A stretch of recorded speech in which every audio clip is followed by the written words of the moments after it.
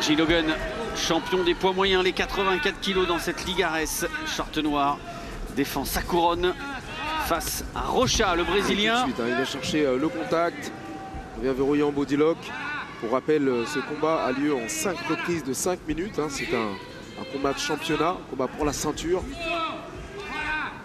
Il est capable d'aller chercher body lock, single leg. Et il obtient sa projection. Et il commence son travail. Allez, contrôle. Le fait d'avoir les chevilles, ça va empêcher le Brésilien d'avoir la possibilité de se relever. Mais vous voyez, tout de suite, il enchaîne. Il est capable d'aller chercher le body lock, passer sur le single leg, c'est-à-dire une jambe entre ses mains, d'aller chercher un peu les chevilles au sol. Et puis il enchaîne.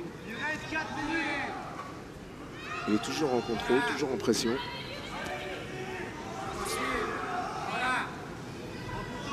Et la tête, vous voyez le travail de la tête qui met toujours la pression et qui met à mal aussi les possibilités de défendre. Il faut être précis au niveau des genoux là. Et pour l'instant il l'est, Virgil Hogan. Éviter le coup bas. Il baisse la tête, c'est lui qui va pouvoir donner le genou au visage.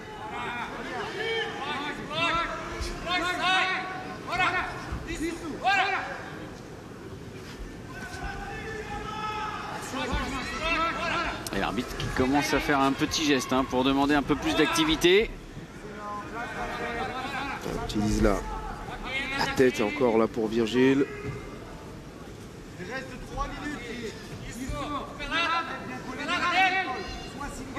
Il vient passer single leg. Attention, un coup derrière la tête là. Il a la pression, est-ce qu'il va pouvoir joindre ses mains pour pouvoir verrouiller le takedown?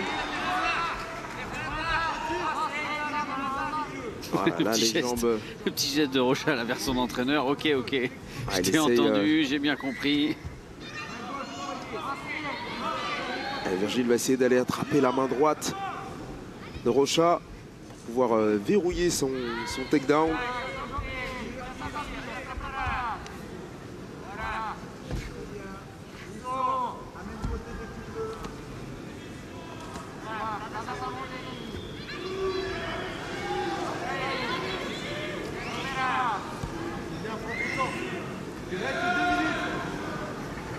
Toujours en pression. Plusieurs avantages ici pour Virgil. Il se met à l'abri. Il ne s'expose pas trop aux frappes, du moins à des frappes puissantes. Des échanges en striking avec un adversaire qui est plus grand que lui. Et puis là, il est en maîtrise de là où se passe le combat.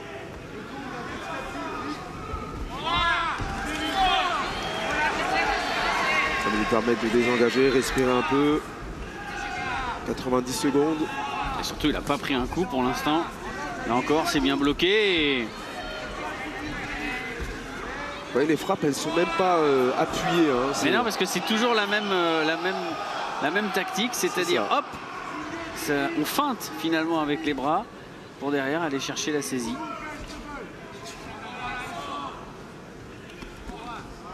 Ça, c'est bien fait. Pour surprendre avec les poings. Le Brésilien qui reste dos à la cage. À la longe supérieure pour le Brésilien, 2,03 m.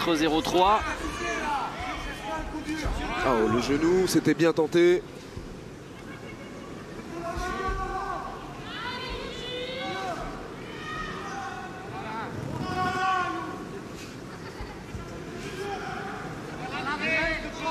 Brésilien qui défend, qui empêche Virgil d'aller joindre ses deux mains.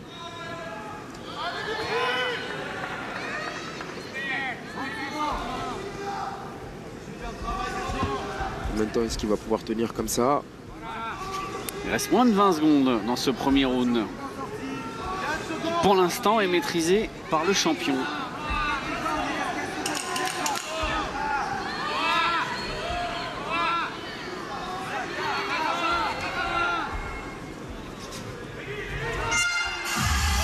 Et une dernière projection de Virgil Hogan pour asseoir sa domination sur cette première reprise.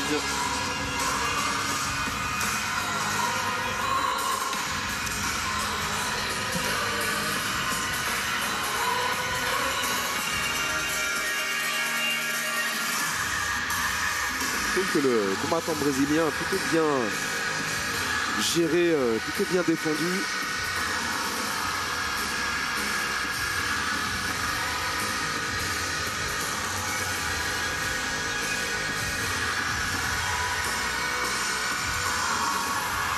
Virgil n'a pas été en mesure de le contenir, le maintenir au sol.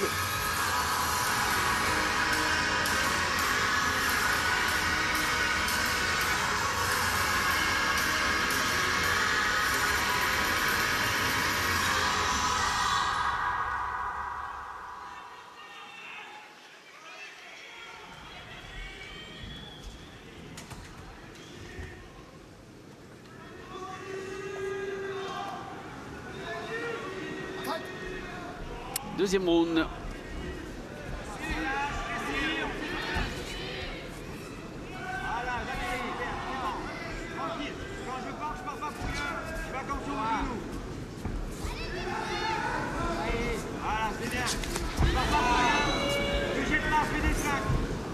tentative d'entrée, mais ça a été lu par le Brésilien qui s'est décalé, pivoté.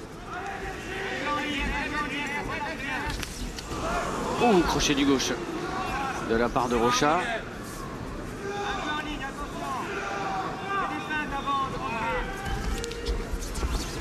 Et là c'est verrouillé pour Virgil qui prend le takedown. Voilà, peut-être qu'il faudrait chercher à emmener Rocha au sol dans l'opening, c'est-à-dire au milieu de la cage. On rappelle, la cage est un support, ça nous permet de pouvoir se relever. Et beaucoup de combattants savent utiliser la cage hein, comme appui pour se relever. Et là, ce bras qui est contenu, ça va limiter un peu les possibilités.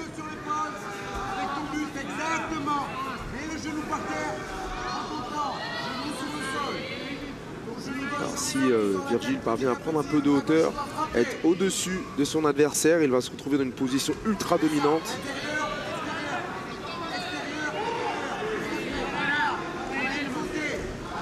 Ne pas oublier non plus de donner des coups, c'est ce qu'il fait, Virgil Hogan.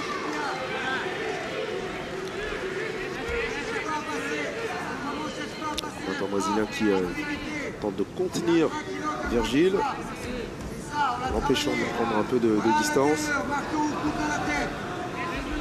Il ne peut pas du tout s'exprimer là. Hein. Pour l'instant, le Brésilien a juste réussi à placer un crochet du gauche. Pour l'instant, c'est son coup le plus efficace. Virgil qui a la position dominante, la position montée, il va pouvoir, s'il parvient à prendre la distance, frapper, que ce soit avec les coudes ou les poings. Attention au renversement possible. Si le Brésilien contrôle les bras de Virgil, il va pouvoir tenter de ponter, utiliser la cage pour se relever.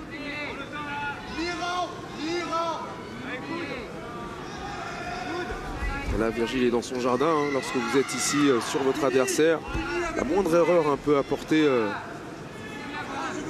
un chemin vers la victoire à Virgil.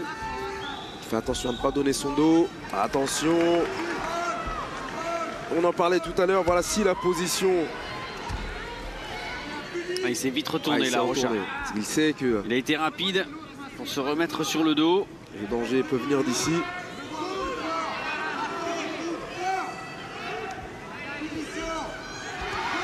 Voilà, le ground and pound du Français. Et Rocha qui essaye de sortir. Attention, mais... le bras-tête. Et là, c'est ça peut se terminer là.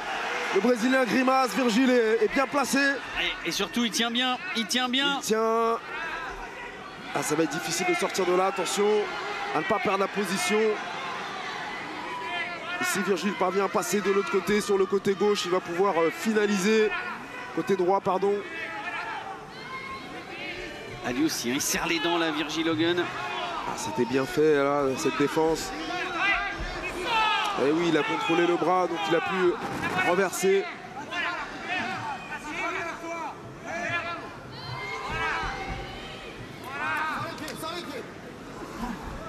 Il ne faut pas prendre appui là avec son pied sur la cage. On est rentré dans la dernière minute de ce deuxième round.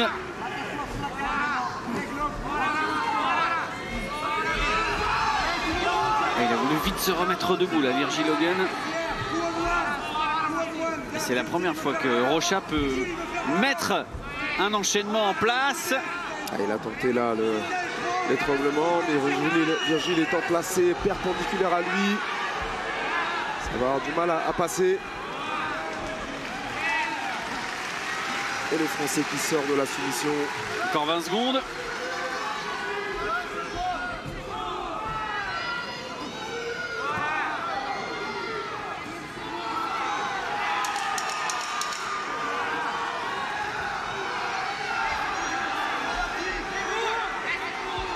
Dernier coup de genou. Dernière droite de Virgil Hogan dans les dernières secondes. Virgil qui a pris quelques coups dans cette reprise, notamment des coups de coude.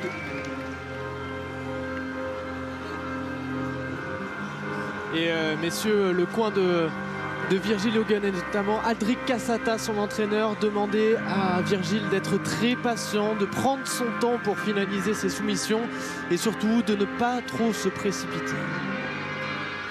Conseil à viser.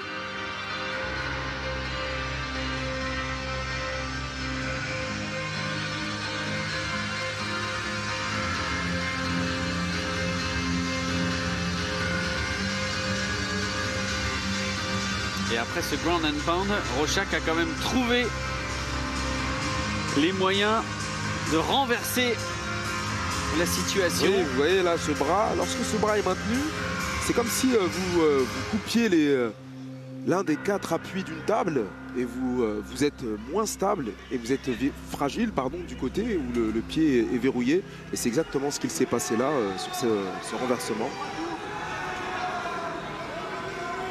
2 minutes 39 de ground control au sol pour Virgil Hogan dans ce deuxième round. Troisième reprise. Est-ce que vous êtes surpris si je vous dis que Virgil va certainement envoyer des crochets larges avant de descendre dans les jambes?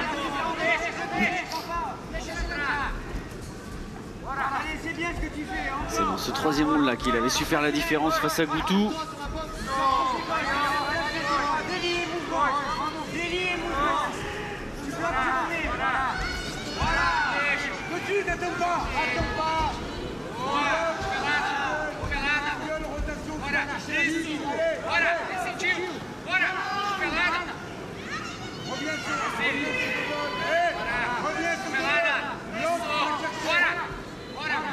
Alors, tentative de coup de coude de Rocha, c'est plutôt au niveau des épaules, ce qui est donc autorisé.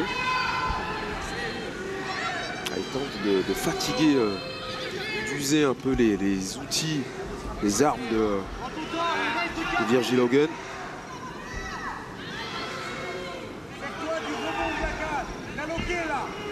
En tout cas, s'il espérait vraiment jouer sur son allonge, parce qu'on rappelle quand même, il est beaucoup plus grand que Virgil Hogan, avec 2,03 m d'allonge. Pour l'instant, il n'arrive pas du tout à s'exprimer dans ce domaine-là.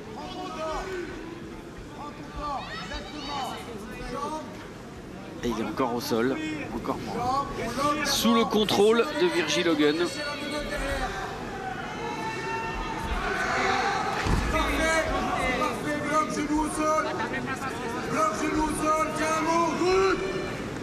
Position montée. Attention à ne pas reproduire la même erreur que tout à l'heure avec ce contrôle, shoulder punch, l'écrasement d'épaule. Essayez de lui écarter les fesses de la cage pour pas qu'il pousse dessus. C'est bien ça. Allez, on est dans le dos. Les crochets sont placés, mis à part la tête, il n'y a plus rien qui tient. Et le bras, ça va être difficile d'aller chercher la soumission là, à partir de là. Attention, l'Americana, et c'est engagé, c'est engagé, c'est engagé, ça peut aller jusqu'au bout, ça peut aller jusqu'au bout. Encore un effort. Attention, la clé de bras qui peut suivre, la clé de bras. On attaque la clé de bras maintenant, c'est bien joué de la part de Virgil, mais le Brésilien est assez solide. Et c'est là, et c'est engagé, et c'est tapé, Et c'est tapé. et c'est terminé. Et il est toujours champion. Il est toujours champion des poids moyens de cette Ligue Ares. Comme face à Goutou, il a trouvé la solution dans ce troisième round. Il est parti chercher cette soumission, hein. Il a enchaîné Americana, puis la clé de bras. C'est vraiment un génie au sol, hein, Virgile.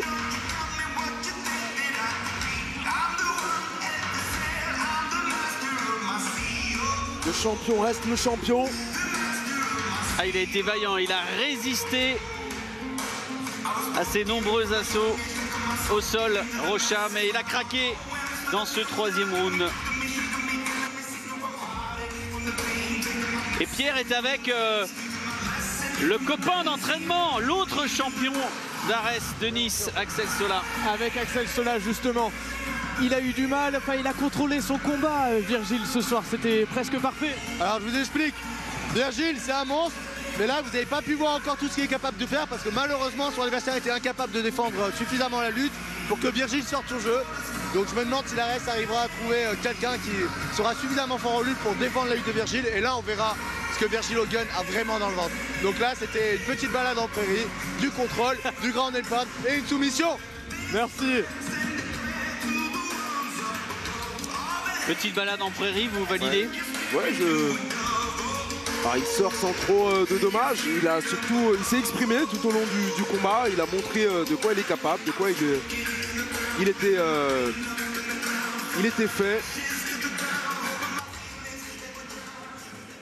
Il a su imposer son style surtout. Ladies and gentlemen, this championship matchup ended with 2 minutes 37 seconds into round number 3. Your winner by submission with an armbar, and still Ares middleweight champion of the world, Virgil